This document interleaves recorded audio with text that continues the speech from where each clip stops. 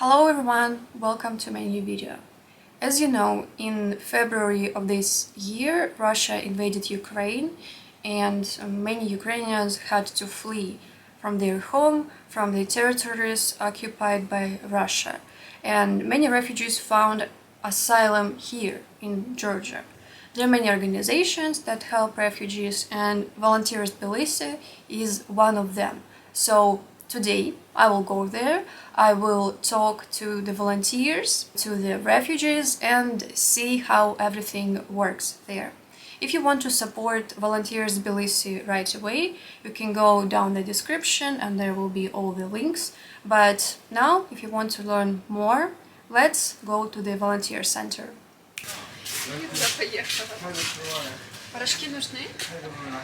First, I met with my friend Zach the Russian and went to buy groceries to donate to the Volunteers Tbilisi. We purposely went to a wholesale store to buy things in large quantities and for a cheaper price. We bought canned food, diapers, shampoos and so on, and then brought it to the center. There I met with Anatoly, who works in the Volunteers Tbilisi, and now he will give us a tour of the center. Hi guys, my name is Anatoly. I work in Volunteers Tbilisi from the start of the war and I'm glad to see you here. So we'll check our humanitarian aid. I'll tell you about our organization and what we are doing today and what we are planning to do. So now we are standing in front of our new volunteers punkt. Here we distribute humanitarian aid to about 5,000 people in months. These are Ukrainian refugees in Georgia, you know now, well about 25,000 refugees staying here, so they need our help. A lot of women, a lot of children. They are our volunteers. Some of them work here, some of them just make stories for Instagram and everybody helping what they can. There's different people from different countries, you know, Ukrainians, Russians, Belarusian, Georgian people of course. We've got volunteers from USA even and so on. Now let's go with me and I'll show you how we work here.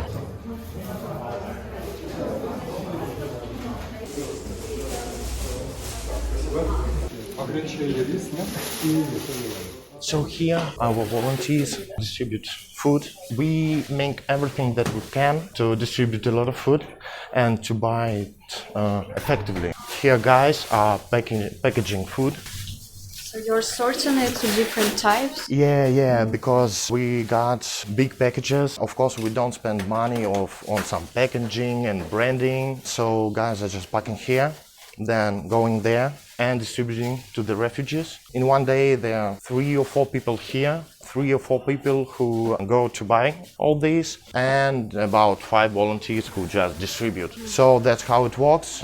We started the start of the day at 3 o'clock. We ended, I think, at 7. So people after work, a lot of refugees are working here.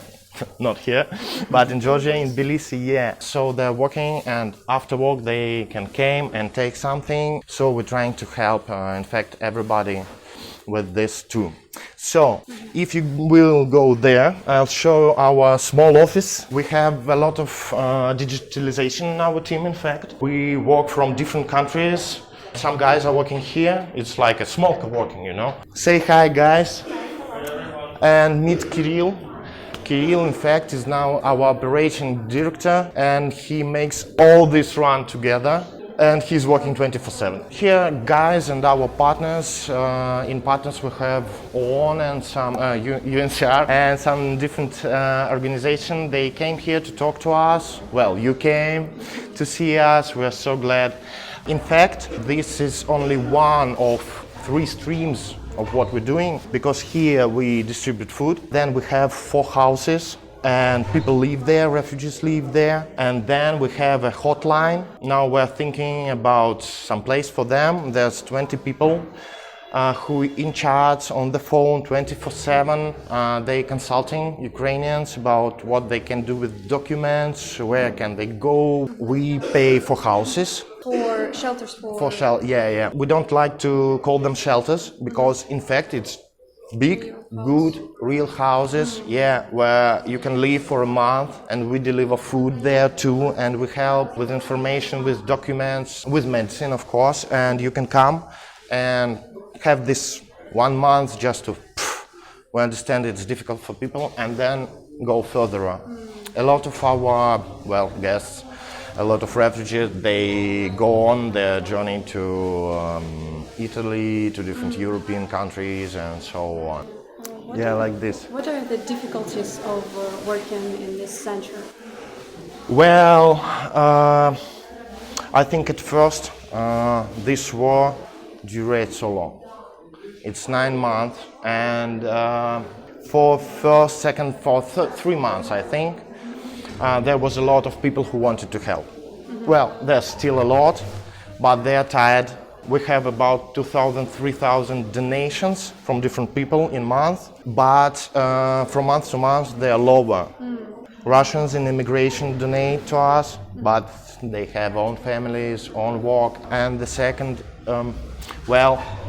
not all volunteering work is just smiles, happiness, and so on. No, the situation is difficult, just psychologically for people. So we have some psychologist workers, they help us, but yeah, that's a problem. And of course, day to day, we need a lot of help, because now our budget is about $45,000 a month, and we need to take it to do this all. From month to month, it's just more difficult, but we're trying, Yeah, good job. Мило, содействие или туалетное. Пожалуйста. There is a stand for registration, so basically you gotta prove that you're actually Ukrainian and you really need help. So they have a database, you just show your passport, and after that you are eligible to get some humanitarian help over there. And now let's talk to volunteers. Hello, Marichka? Can you tell about this corner with medical stuff? What is it and for what purpose? Тут у нас знаходяться ліки. Якщо люди приходять, вони запитують, що їх турбує, наприклад, там болить голова або горло болить, ми їм видаємо ліки. Тут буквально є все, що необхідно при першій допомозі. Ліки для носу, для горла, від головного болю, для дітей маємо багато сиропів, від нервів. Це в нас підписано, структуровано. Дуже легко з цим впоратись, дуже легко видавати. А часто люди вообще просят лекарства, потому что их, я понимаю, тяжело купить. И насколько вообще актуальна покупка лекарств, если как люди будут приходить, которые приносить? Насколько их надо покупать? Часто ми пропонуємо навіть людям, коли ми вже видали їжу, ми кажемо, щось потрібно вам з ліків. Тобто, і людина вже тоді думає, що їй потрібно. Люди ніколи не беруть чогось зайвого, вони завжди питають, кажуть, це в мене є, мені сьогодні треба. А якщо щось дійсно треба, то вони беруть. Дуже чесні, дуже приємно, коли люди отак ставляться до цього.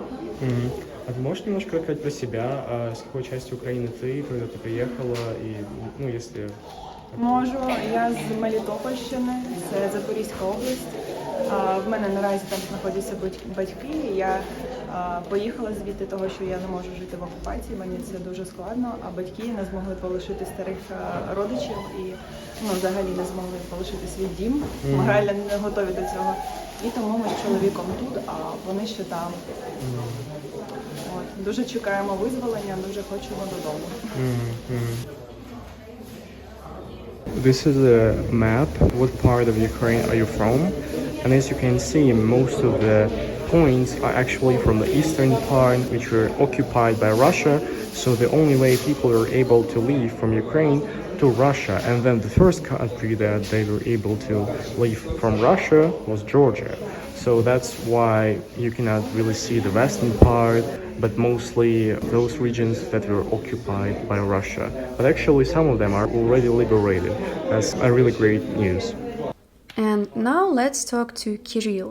He's actually from Russia, Siberia, but he lived in Kyiv for the last 5 years. He came to Tbilisi in March and since then has been volunteering in this center. Now he is a CEO of Volunteers Tbilisi and he controls all the processes. And now Kirill will share some more information about this center.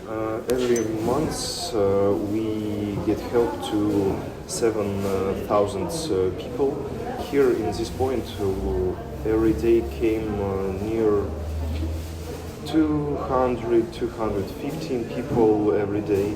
About money, I think one day of our life it is near $1,500.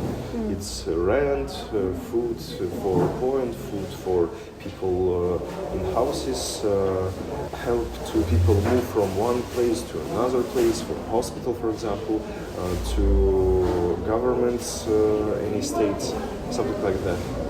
Сейчас нужно думать не об этом. Нужно думать о том, как помочь. In addition to working at the Humanitarian Aid Center, volunteers go to rallies held by Russians in support of Ukraine. It is also a good way to collect donations for the center. And speaking of rallies, let's now talk to another volunteer from Russia. Nikita, can you tell where you are from? I'm from Chelyabinsk, but originally from Berdyansk. I both there. When I was child, I go to Chelyabinsk with my mother. How long have you been working in this center? Here I'm from August. I come to Tbilisi on June. I learned about this center when I was in Chelyabinsk, and I see that they do many good things. What was the thing that motivated you? Why you decided to volunteer?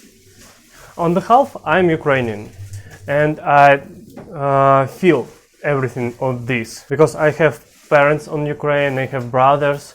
One of my brother was on ATO, and it's good that he survived on Ilovaisk. I think that it was big tragedy, and I feel it very close to me. And on Chelyabinsk I was on opposition. I was on every meetings. I go outside on the first day when war began.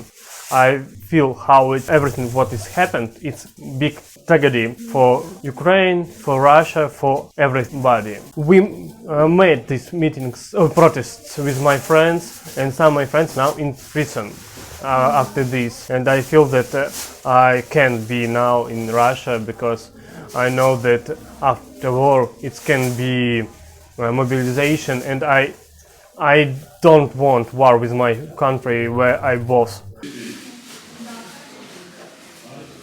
So here you can see the badges of volunteers and different names.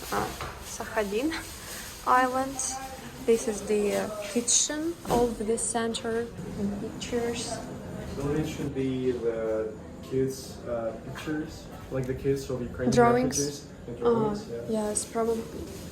Apparently these are drawings of Ukrainian kids, and here you can see Дякуємо, Спасибо, and Ukraine and Georgia. Ukraine and Georgia.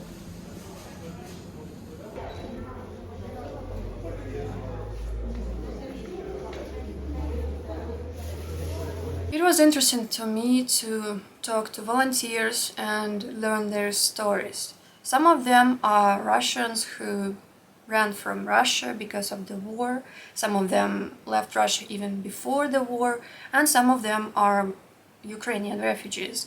But they all have one important goal. And I want to say big thanks to Georgia for giving shelter to Ukrainian refugees and to Russians who disagree with this horrible war. 1 week after I filmed this video, I went to the Volunteers Tbilisi Facebook page and I saw the picture of the map that I showed you before, and I noticed that now there are significantly more pins, which means that more and more Ukrainian refugees come to Georgia and that more people need help. But unfortunately, it seems that people are becoming tired of this war, of this topic, and that's why such centers need more and more help. That's why I'm making this video, to remind people about these facts. So I want to ask you to donate to the Volunteers Tbilisi. All the links will be under this video, PayPal and other ways. Any amount will be really important to help the center function. Thank you very much. There are also other ways how to help. Just like this video, write a comment, and you can also check out Volunteers Tbilisi Facebook and Instagram pages. So thank you for watching, take care and goodbye. Пока-пока.